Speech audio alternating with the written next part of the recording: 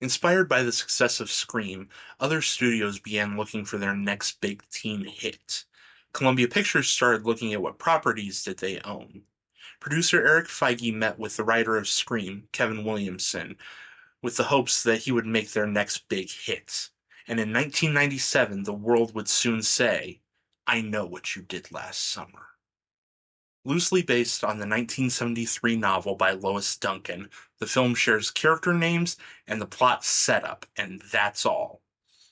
Williamson wrote a script that contains violence and kills, while Duncan's novel was more focused on the tragedy of how one event can change lives forever. The film contains 6 kills, while the book only contains one, which is our setup for the story. Jennifer Love Hewitt, Freddie Prinze Jr., Sarah Michelle Gellar, and Ryan Phillippe star as 4 friends who accidentally hit a man in the road with their car. Fearing jail due to their underage drinking, they decide to dump the body and the evidence. 1 year later, a figure emerges, leaving notes that say, I know what you did last summer. One by one, this figure strikes down their family and friends, leaving the 4 exactly where he wants them. As tensions rise, the 4 don't know who to trust, even amongst themselves.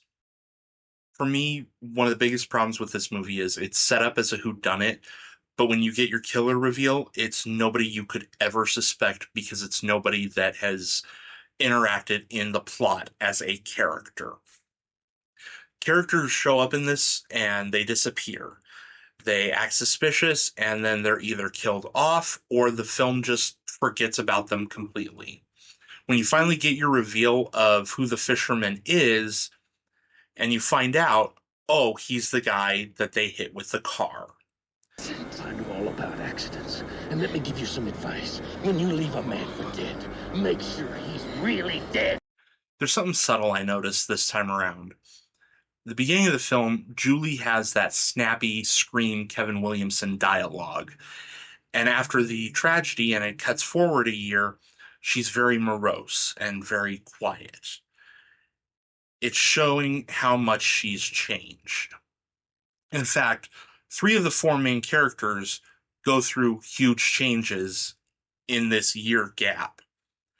Ray went from being happy and wanting to be one of the crew to working on a fisherman's boat. And he says that he's taking after his dad.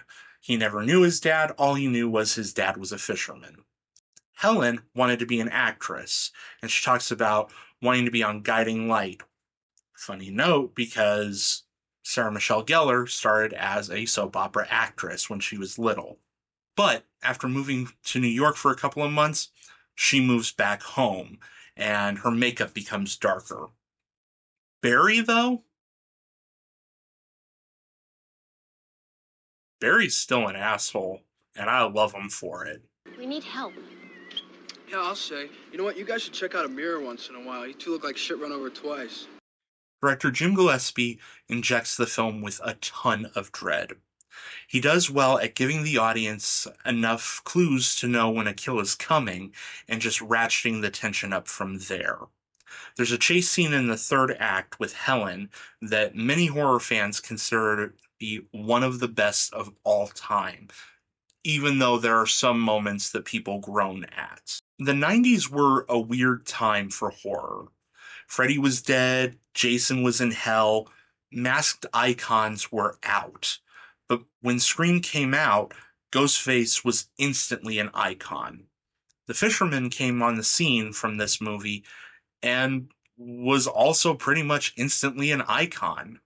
Southport is set up to be this fishing community, and so seeing somebody in a slicker, it's not out of place. The film is high on its teen melodrama, and it's fitting considering this was a year before Kevin Williamson got his TV show off the ground. TV show that was known as Dawson's Creek. And he even managed to throw a reference into this movie. Hey, let's beam down to Dawson's Beach. It was alright. Critics felt that coming off the back of Scream, I Know What You Did Last Summer was a disappointment. They felt that Kevin Williamson had watched the movies of the 80s and said, oh, I can do that. But a huge difference is Scream is a love letter and deconstruction of the genre. I Know What You Did Last Summer is a reinvention, and it's bringing those films from the 80s like Prom Night and modernizing them for 90s audiences. It's not fair to compare the two at all. One was meant to be a love letter poking fun. This was meant to be in the same vein as Prom Night. Film was made for $17 million, and on its opening weekend, it grossed $15.8 million. It spent 3 weeks at number one, and by the time it finished its box office haul, it had made $158 million worldwide. Columbia knew they wanted a sequel, and luckily, they set it up for one. Various cast members would go on to work together again. The surviving characters would appear in the sequel 1 year later, with the same cast members playing them.